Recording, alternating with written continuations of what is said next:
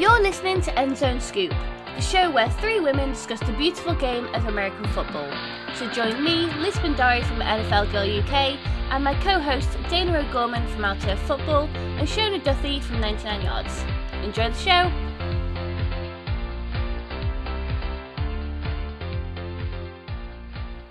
Hello everyone, and welcome back to End Zone Scoop. This is an exciting week on a personal level because Shona got engaged. Woo! Yay, Shona! So congratulations.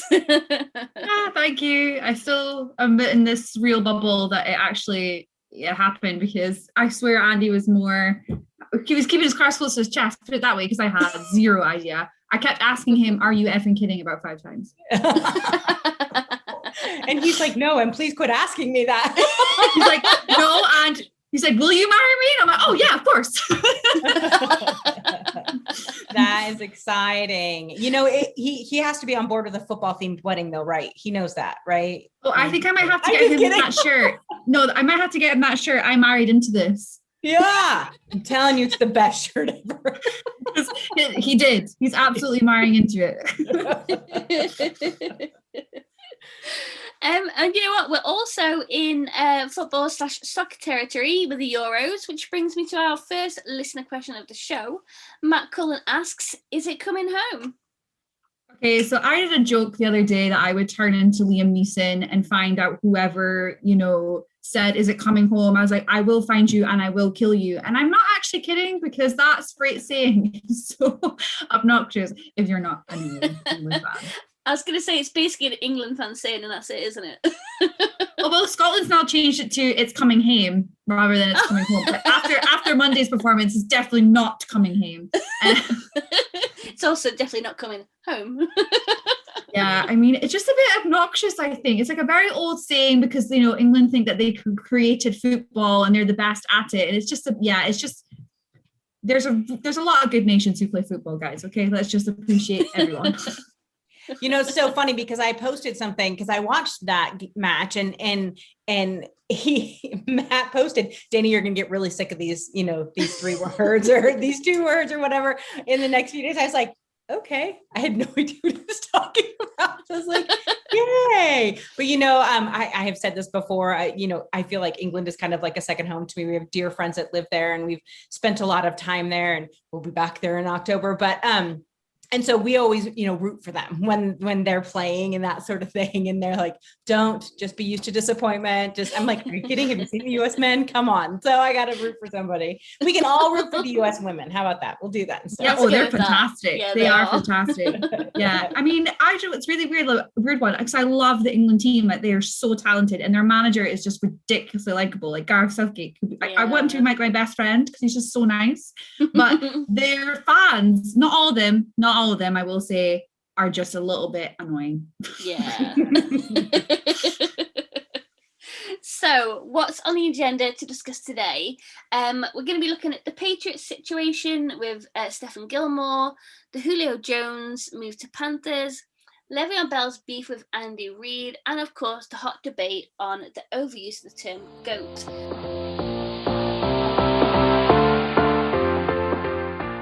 All right. So I put a tweet out there, right? Over the weekend, it wasn't just the Madden cover, but over the weekend, we heard the term GOAT on Twitter over and over and over again about basketball, because the playoffs are going on, and about soccer, and about tennis, and about gymnastics, and every single person had a GOAT. "Oh, they're the GOAT. They're the GOAT. They're the GOAT. They're the GOAT." And it got me. My final straw was then on Monday, Madden put out that hint. It had the picture of the 2 GOATs about their, about their cover. And then it was, shown that Patrick Mahomes and Tom Brady were, filmed a bunch of stuff together. And they're like, "Oh yeah." And it got me thinking. And first I'm ready for the backlash of this, but why? Why is everyone a GOAT? Why is everyone the greatest of all time? I love absolutely love and adore Patrick Mahomes. I love his personality. I love the way he plays. I think he's fantastic. People, he's been around 4 seasons. The first season, he didn't even play. And then 3 seasons. Yes, he's been to the Super Bowl twice. I will tell you that there's another quarterback that did the same thing. No one ever called him a GOAT, but there was like all of this. Oh, he's a GOAT. He's the GOAT. How can he be the GOAT? He's been around for 4 minutes. Like seriously. And Tom Brady. Now, yes, I will admit Tom Brady has definitely earned that type of title. But how many years did we call Joe Montana the GOAT? How many years did we call Steve Young the GOAT? How many years was Jerry Rice the GOAT? Like, I get it, right? And people, Serena Williams, greatest of all time, greatest female athlete of all time. She probably has deserved that, right? I get that. But now all of a sudden, well, no, there's 7 male tennis players that are the GOAT. Ask any of them. All of them are the GOAT. And I just got real tired of it. And so I put that out there. Shocking to me was that most people agreed with me, that it is a completely overused term, that it has lost all of its meaning. It now just means that you're good. Well, then that's a lot of goats. That's a whole, I don't know. Are they flocks of goats? Are they, what is a gathering of goats? Like there's a whole thing of them now, right? It could be on your cute little farming life show that you get on BBC that I love so much, all the damn goats, right? And so here's the thing. I think we need to switch it. So our good friend, Chris Lawton, who talks to us a lot on here, and I love that, and he always sends us questions, said to me, I like to use the term GOAT, GOTE. And that means greatest of their era. And I think that makes so much more sense that currently in the space we're in or in their era, Tom Brady is the GOAT right now. There is no one that can touch him. Now, you can argue that there's others that can't touch him too, but then you get into the whole argument, well, football is a completely different sport now than it was 20 years ago. And I got into that fight when I said Cam Chancellor was the hardest hitter in football ever. And all the old white guys came at me like nobody's business about some guy who played in the 50s. I don't care about the guys who played in the 50s. But so I think that we need to reevaluate and use that term properly. But more importantly, we have to take kind of the significance away from it because it's completely overused. And that's my soapbox for today, ladies. I'm just saying. No, I completely agree with you. It's so overused. I first heard it when I was a kid about Muhammad Ali, because at the time when he was a boxer, he probably was the greatest of his era. That is actually, it makes so much more sense to me than the greatest of all time, because as you say, there's so many GOATs, as they say, of all time. So how many are we going to get like in one period? Roger Federer was the GOAT, and now it's Nadal. No, wait, now it's Djokovic. That's tennis. But like, it's just like they're all fantastic players. They're all great. Can't they just be great for the time that they're playing in? And you're right. To me, the GOAT kind of reminds me of the GOAT in as Hunchback of Notre Dame, Esmeralda's little pal who keeps eating paper. That's a GOAT. Okay, I lied. It's not a flock of goats. That's for birds. It's a herd, which makes sense. Okay, I get it. People don't call me stupid, but I just don't know much about goats, but a herd. So we have a whole herd of goats now. We have a herd of goats. We have the goat from Hunchback of Notre Dame. He's my favorite goat. So true. Just eats paper. He's great. That's what goats do. Why'd you want to be a goat?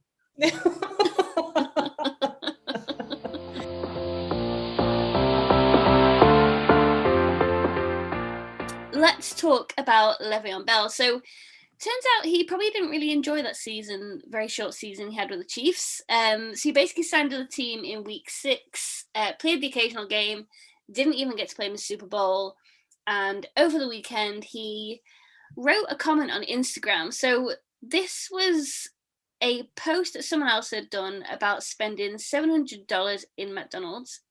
He responded on it, and then all of a sudden, some questions came around that basically was, would you play for Andy Reid again? And he said he would never play for him. He would retire first, basically. So, as it always does, stuff's kicked off. He's now kind of apologized, if you will. It isn't really that clear what it is that he has against Reid. But yeah, his sorry, not sorry apology basically said, I said what I said. I don't regret at all what I said. For those who have a personal problem with me because of what I said, that's fine. You have your right. Just understand I also have my right for how I feel about my personal problem with dude because of what he said to me. I'll admit that's something I could have and should have kept to myself. I apologize about that and that only, but I don't regret what I said because that's how I feel. So, yeah, I mean, what are your thoughts on that? Anyone got any speculations? How much do you think this puts Bell at risk because he's not got an NFL team right now? Well, God, he's such a drama queen. I mean, I don't know what is being said. I don't. But like, he had this drama before, like when he's moved teams in the past, and it's. I feel like it's sort of like carrying on with them, like, and you sometimes think, does teams actually want that sort of player in their dressing room? And hey, some people do want it in their dressing room. Maybe he'll head to the Browns. Who knows? But it's just a weird one. And I think if you're not going to actually say what the whole issue is, then you're speculating, and people are going to speculate, and then that leads to Andy Reid's reputation being questioned as to what he actually said. And I just think if you're not going to say what it is, you're not going to say what the main beef is, I just don't think you should talk about it. I think you should just say, you want to move on from the Chiefs and you don't want to play for Andy Reid. You don't need to go into the whole detail. That's personally it for me. I have a little bit of a different take on this. Here's the thing. Not every player is for every coach. But there seems to be in the NFL a few coaches that untouchable. We do not say bad things about. Sean Payton.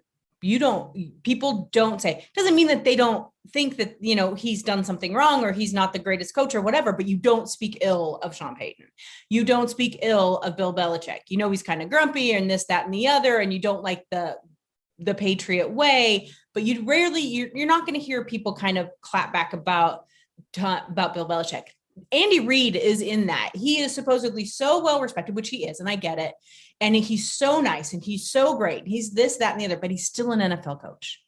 And what do NFL coaches do? They go after players they want. So my interpretation of this, and I could be very wrong. I have no insider information on this, Stu. It's just something I've kind of deducted from things that other people have said, is that I believe that LeVeon Bell was lied to. And in a salesman pitch sort of a way. They wanted him there. They offered him all, the world. He was wanted by a ton of other teams.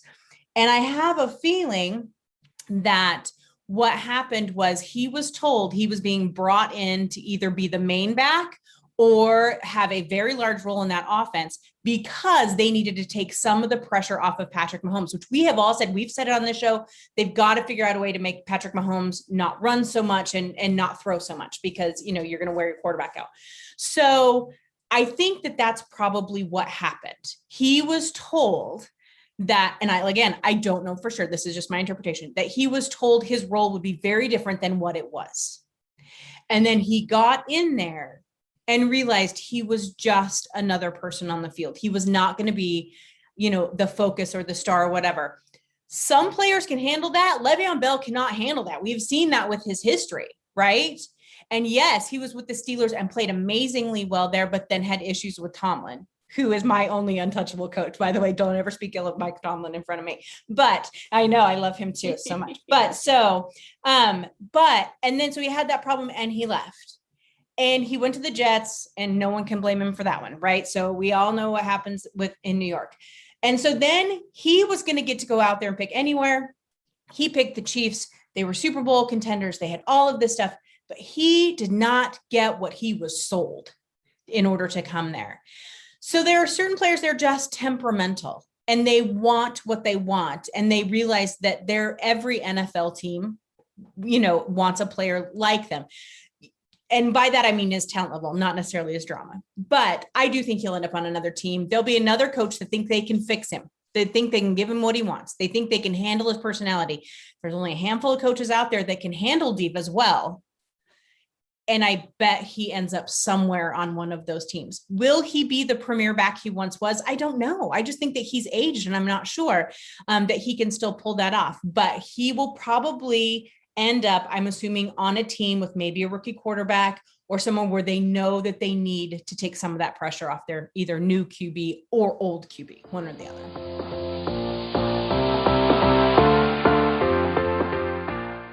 So moving on to not another trade because Bell's not being traded and we don't know where he's going to end up. Obviously, we have Julio Jones now playing for the Tennessee Titans, which is quite possibly a dream move for former Alabama fans, because that means that, he is going to be teaming up with Derrick Henry, and we know how fantastic he's been for the Titans. And I think you touched on it, Dayna. It could possibly help him as well. So it's not just Henry that they're needing to focus on. There was a lot of speculation as to where Jones would go. He was tipped with quite a few teams. I think the Panthers are probably breathing a sigh of relief not having to face him twice a season now. But yeah, I'm quite excited by that move. And I think it makes the Titans that little bit more interesting. I think Mike Vrabel's a great coach. I think obviously they are in a tough division, but I still think that adding him in just gives them that little edge factor that they've probably needed for quite some time. And I think, I'm sure Dayna will touch on it again, but the whole Henry thing and the teaming up with that is the main selling point for me with that trade to the Titans. But also there's also the Stephon Gilmore situation. And that's a bit of a more interesting one because he's now holding out of minicamp this week. It's also been reported that he will not turn up. He'll sit out of the 3-day session. He's the defensive player of the year. Well, the AP NFL defensive player of the year is seeking a new contract, but he's obviously rehabbing from a partially torn quad. Bill Belichick was also asked Monday about whether Gilmore would attend minicamp, and as Bill Belichick does, he was very evasive, kind of his whole Darth Vader mindset always is. But I think that Gilmore probably should get another deal. I think before his injury, he was fantastic for the Patriots, and I would be surprised if they didn't keep him on. But again, he could go elsewhere and get an equally. He could get the deal that he wants. I feel the only issue is that he is coming back off quite a big injury. So, what are your guys' thoughts on the Jones trade to the Titans and what Gilmore is doing to try and get a new contract? I guess I'll go first. Here's the thing let me start with Gilmore. I get where Gilmore's at. He wants more money. I think he's earned more money. He's, people say, that he has injury issues. Name a player that's his age that doesn't at this point. I think he's immensely talented. I think the only thing that will prohibit him or make any stumbling blocks for him is the fact of that he is still rehabbing from that injury, maybe his age a little bit and the money that he wants. Do I think a team will jump on him still? Yes, depending on what the Patriots want for him. No one's going to give up a second round pick for Gilmore at this point when they have to try and pay him that much. So I think that do I think he'll play for the Patriots this year? No, I don't. I think he will end up somewhere else, but where that is, I really, truly don't know. There's been a lot of buzz from Seattle players or Seattle fans that they want him in Seattle. I don't agree with that. I don't think that's the place for him. I do want Richard Sherman back, but that's not why. The reason is that I just think he's cost prohibitive when you have some big contracts coming up here in the next few years. And so I don't know that would be the best move, and giving up picks. God, did we not learn anything after this year? So let's go ahead and let some other wonderful team have him. For Julio Jones, let me tell you this. There was a huge conversation about Julio Jones going to the Titans and how Ryan Tannehill could use him. And it was this great conversation, but then it devolved and there was this huge argument, which made me real happy. And the reason that it made me happy is that Julio Jones conversation about, taking some of the pressure off of Derrick Henry. And in the comment, the person said, who is the best running back in the league? Which a lot of people agreed with, was good. And in walk the Browns fans. And there was one Browns commentator, I'm not going to say who he is. He's very well respected, have thousands of friends. He was up in arms because then it turned into Nick Chubb against Derrick Henry and this stat for that stat and this and that and the other and blah, blah, blah. And who helps the team more and who doesn't. And let me tell you why it made me happy. It had nothing to do with the conversation other than it was about running backs. Oh my God. Thank God we're talking about running backs again. Do you remember the last few years? And a couple of my friends over at Hawk Blogger would hate me saying this when they were all like, anti running back. Well, now we're talking about the importance of running backs again. So that made me really happy. But I do think the basis of that argument stands, that Julio Jones will be there. He will help that team tremendously. And I think that that's probably, I think one of our questions was about the skill players. So T-Mac asked us which skill position player changed the teams. He said this past offseason. I thought he meant this coming up. Well, this coming up season, I truly think Julio Jones will make a huge difference for the Titans. Yeah, and it's like you said earlier, I was going to say that his question sort of ties in with this section. Players, skill position players always play different under coaches, so it's hard to determine who will do well this season. I mean, it's not really his question, more the past off season. I know. I read it as this season. I'm so sorry, T-Mac. You know what? Next time we're going to keep that question. I will answer your question next time. Yeah, but for this off season, it's kind of a wait and see game. But I think, Jones is a great player still. He's only 32. That's not that old for a wide receiver, as much as people will say. He's only 2 years older than me, so I will not let anyone say that he's old. Darn it, I'm sticking to it. So I think he will help that offense tremendously. Hey guys, I have a little bit of breaking news. I just got a thing from NFL.com. Can I share it? Ooh, yeah, go for it. It will make all three of us very happy. Jamal Adams is not going to hold out until he gets a new contract. He is going to be there. And you know why? Because Jamal Adams was the perfect pickup for Seattle. Maybe that's my answer to your question, T-Mac. God, I love Jamal Adams. Yeah. Yes. People are like, why did we give up so much picks? I'm like, have you seen how good he is? Yeah. Oh God, that's such a fight that I have with people all the time. And I'm like, you know what? You're not changing my mind. So get over it. I love it. So. Yeah. I'm like, I am on the Adams train. I was pretty much on it as soon as the trade was made. So, you're not getting me off the train. Right. It's like a speed train. It's like a Japan rail train with a streamlined sides. I'm not getting off. Right. We love you, Jamal Adams. Okay.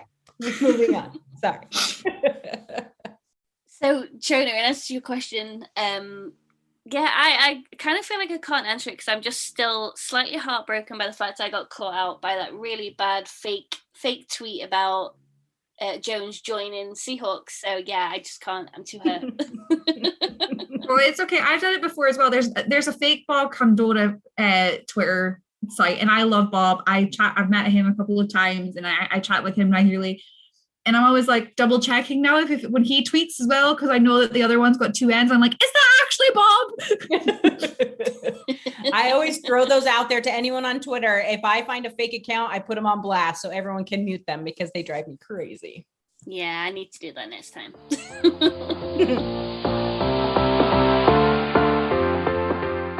All right, guys, before we end our show, let's take a quick peek at some of our listener questions. So Katie Bourne asks, what team do you think will have the most lethal defense this season?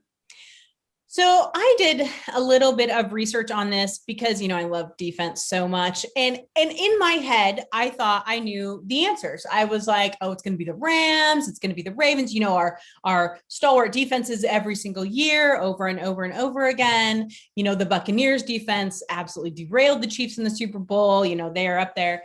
But I wanted to know what other people were thinking. So I looked up all kinds of lists. And, everyone, PFF, everybody's got a list of the top offense, the top defense, the top players, because there's nothing to talk about in the offseason. So everyone has these. These lists shocked me because I felt like I hadn't done proper research, to be honest with you. And so what I discovered is that, yes, the Rams are up there, but there was a couple of teams that showed up that surprised me. But first, let me say this. I looked at 3 or 4 different lists. And the funniest team was the Eagles because they were ranked like 6th on one, 29th on another, 17th on it. There was no rhyme or reason to the Philadelphia Eagles. I don't even know why. It cracked me up so much, but just sees that most of these things are opinions, not based in fact. But there was one team that shocked me that I hadn't even considered. I hadn't even thought about. And I felt terrible because other than the Alex Smith story, did anyone pay attention to the Washington football team last year? And they are one of the highest ranked, if not the highest ranked, over and over and over again in the defensive department. So I think that that's going to be the fun one to watch. Now, I still think the other one, there was a couple of places I had Pittsburgh up there. And then of course the Buccaneers and the Rams are up there. And so I think that they're of course going to be very good, but I was completely blown away that Washington was up there so high. I was so surprised. So in my opinion, I still think that the Bucs are primed to just have a killer defense again. But now I'm definitely going to be paying attention to Washington. Our next question is Chris Lawton. He asks, aside from the Seahawks, which team are you all most excited to see how their season pans out in 2021? Well, mine's is for slightly different reasons, and I'm sorry, Texans fans, but my God, that's a hot tamale mess. And I'm kind of like enthralled as to see how this is going to pan out, because they not only have a legal issue with Deshaun Watson, they've let go of their majority of their best players, and I don't think they've replenished them in the draft that well. So I think they're just going to have a really bad season, and I feel sorry for them, but I also am looking forward to the mess. That's hilarious. That is, I mean, yeah. So for the wrong reason, you want to watch them. I get that. So the team I'm excited to watch this year and see what happens is actually the Los Angeles Chargers. I am so enthralled and interested, and I don't like quarterbacks. I mean, we all know this, like quarterbacks are my least favorite player on the team. And so but I'm so enthralled to watch Justin Herbert, and see him develop and see what he does. I think that team was a lot better than probably what people thought they were. I think they were surprised by what they got last year, and they added some great pieces.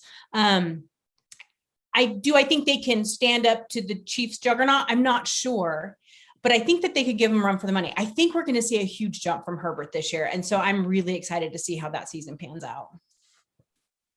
For me, it's basically down to some players I like. So I'm excited to see how JJ Watt does with the Cardinals. And I'm still super baffled by the Matt Stafford and I was going to say Ryan Gosling. It's not Ryan Gosling. Damn, what is his name? Sean McVay. He kind of gets a Ryan Gosling. No, not Sean McVay. It's oh my God, what's his name? What are we talking about? The quarterback for the Rams. Jared Goff. Yes, He's now gone to the Lions. He looks like a bad version of Ryan Gosling. It's kind of true. Yeah, he does. But yeah, I'm still baffled by that swap. So I love Matt Stafford. I don't really care so much for Gosling, but why do we keep calling Ryan Gosling? Oh my God. That's it. I'm getting a Lions jersey with Gosling on the back. This isn't the title of our podcast. I don't know what it is. So yeah, that is basically it. I'm excited to see how both of those pan out. I'm more excited for Stafford than anything. Did you guys know that Gosling has quit acting and is now in the NFL? Oh, look at that. He is now. Scoop, you guys. Heard it here first on End Zone Scoop. That is awesome. Our last question was from T-Mac, and obviously we got it wrong. So T-Mac, we promise we will answer your question next time. So in a couple of weeks, we will answer that one again.